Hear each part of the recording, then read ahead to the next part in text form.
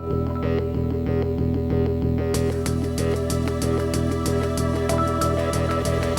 on Rappler, 3 familiar names are nominated to replace ousted Chief Justice Renato Corona.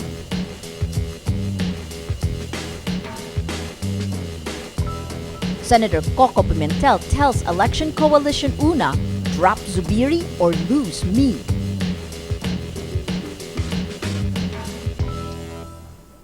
And Senator Pia Cayetano says the bottom line on the RH bill debate is Filipinos with a different view are entitled to the full exercise of their civil rights.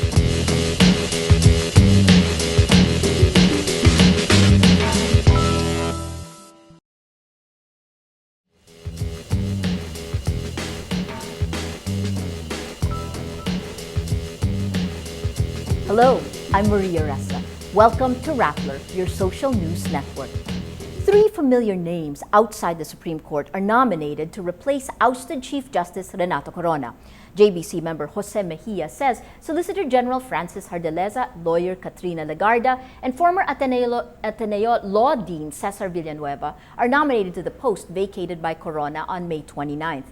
Hardeleza applied for a seat in the Supreme Court in 2011, while Legarda and Villanueva were nominated to the High Court in 2010 and 2008, respectively. The JBC opened the applications and nominations for the Chief Justice post Wednesday. It will only accept candidates until June 18th. A short list of names will go to President Aquino, who will select the next Chief Justice. Earlier, the names of Justice Secretary Leila de Lima and Bureau of Internal Revenue Commissioner Kim Henares were floated as possible nominees. Automatically nominated are the 5 most senior justices of the Supreme Court: Acting Chief Justice Antonio Carpio and Associate Justices Arturo Brion, Teresita Leonardo de Castro, Diosdado Peralta, and Presbitero Velasco Jr. In 2010, Legarda was nominated by then University of the Philippines Law Dean Marvic Leonen as Associate Justice. In a previous interview with the JBC, Legarda, who specializes in family law, said she deserved to be a member of the High Court because she thinks, quote, out of the box.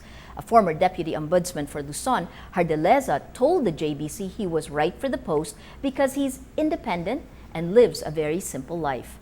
Before joining the government, Hardeleza was corporate lawyer for San Miguel Corporation, which is partly owned by the president's uncle, Danding Cojuangco Jr.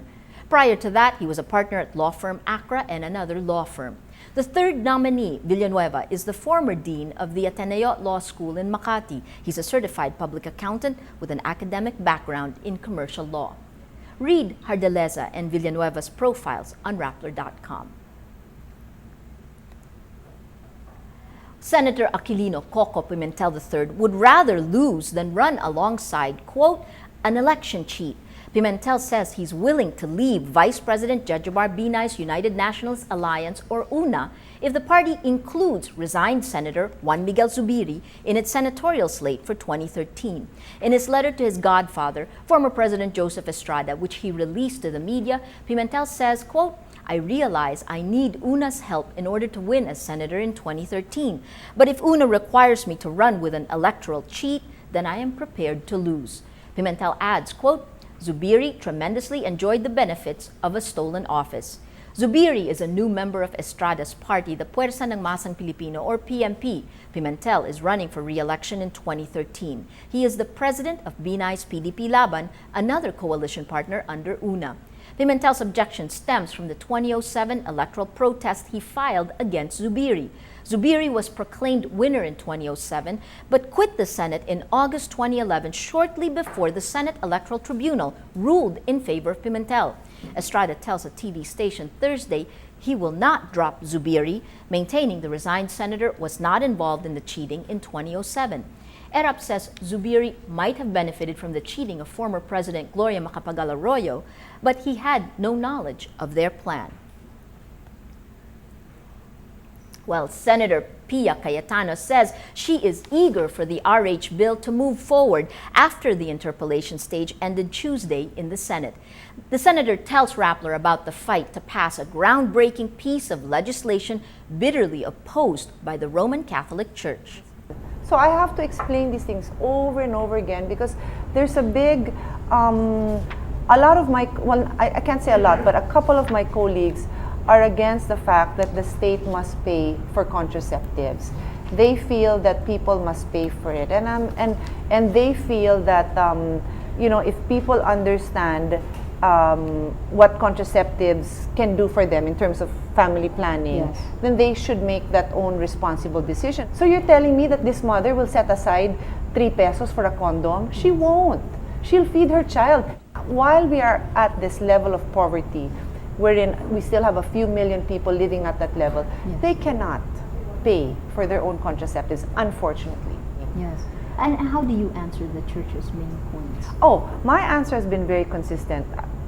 Number one, we have the principle of separation of church and state in our constitution. That means that we recognize that even one Filipino who has a different view is entitled to the full exercise of his civil rights because he has views and beliefs that are different from another Filipino. And that means I cannot deprive all of you just because in one church you don't believe in it. The sin tax bill passes Congress, but what happened to the RH bill?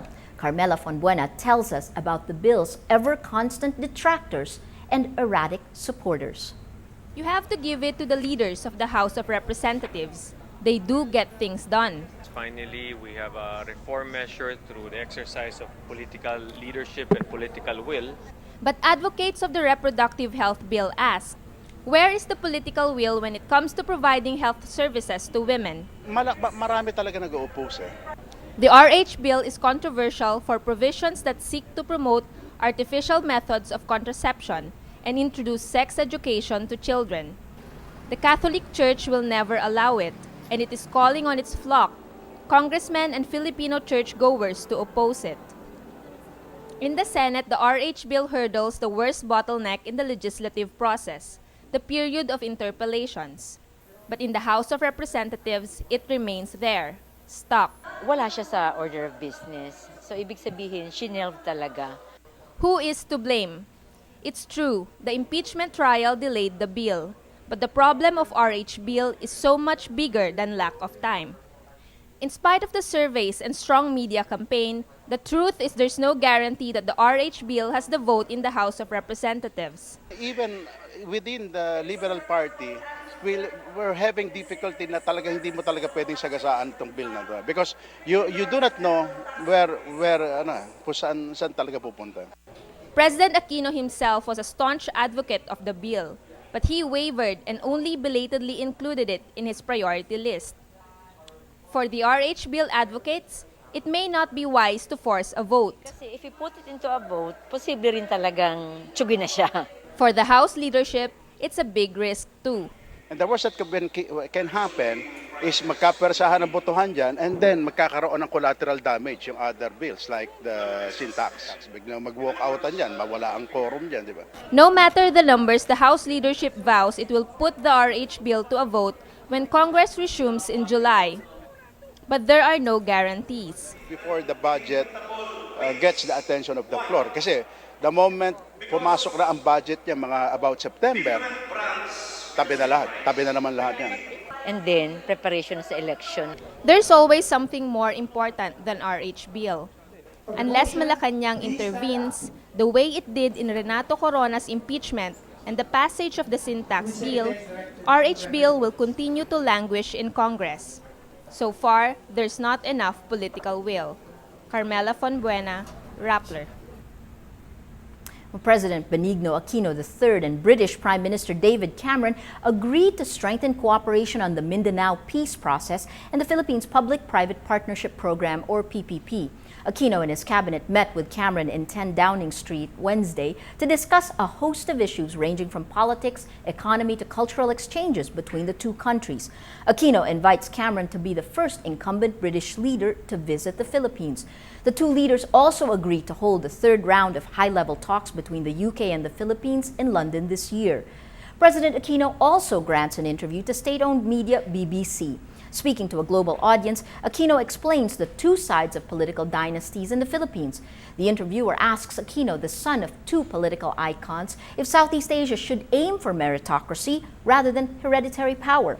Aquino says families in politics usually tend to preserve their good name, but adds he draws the line where there's a conscious attempt to have a monopoly of economic power. Aquino arrived in the U.S. this morning for the second leg of his official trip. Finance Secretary Cesar Purisima says Congress passing the sin tax bill is proof of the Aquino government's political commitment to change. Purisima says, quote, "It signifies the political will of this administration to institute needed reforms.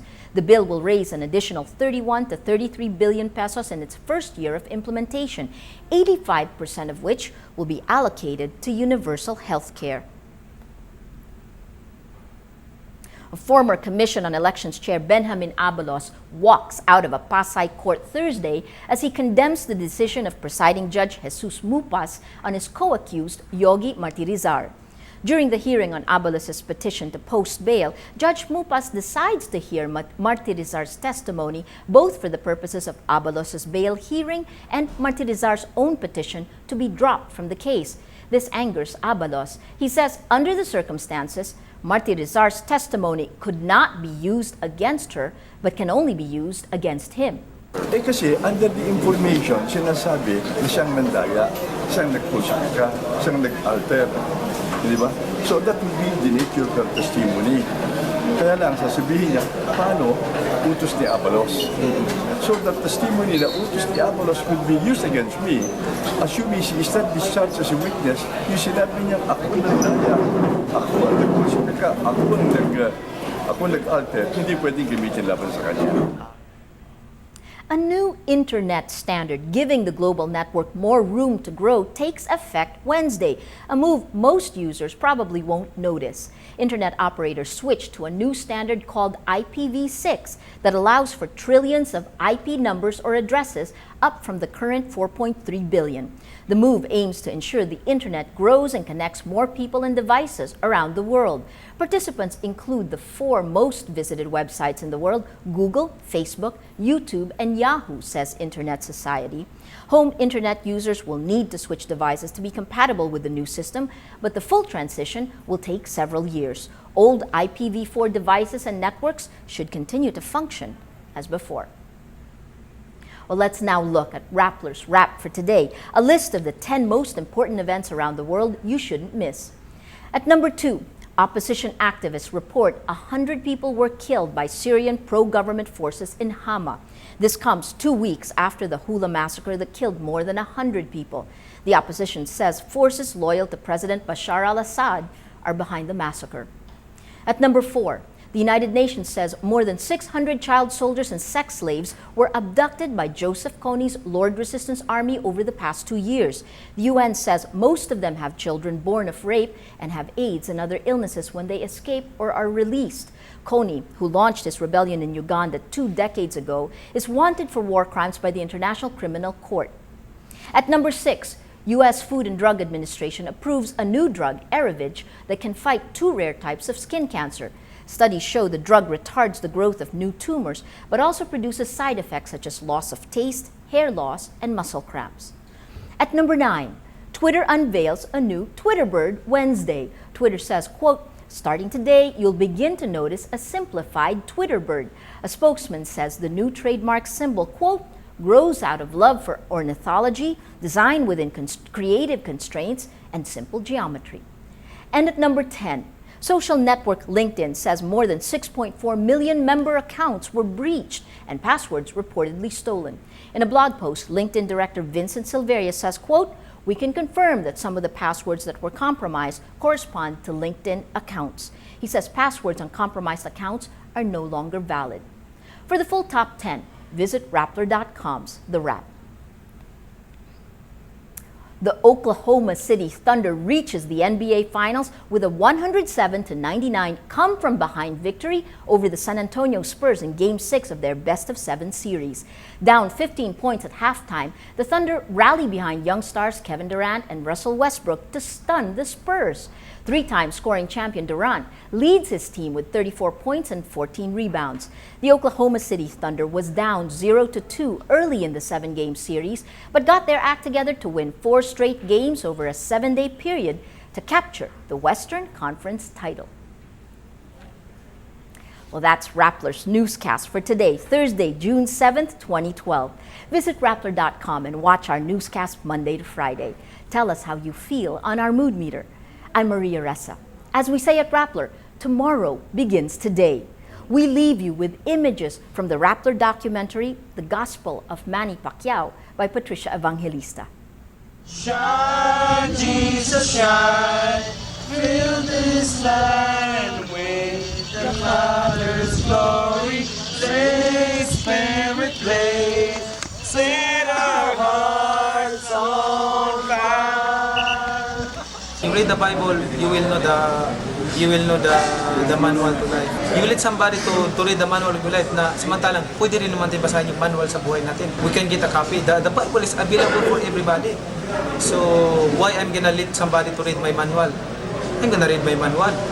My religion is Catholic, but I'm born again, born of spirit. My old spirit, the Manny Pacquiao, the old Manny Pacquiao has gone, the new has come. Lord,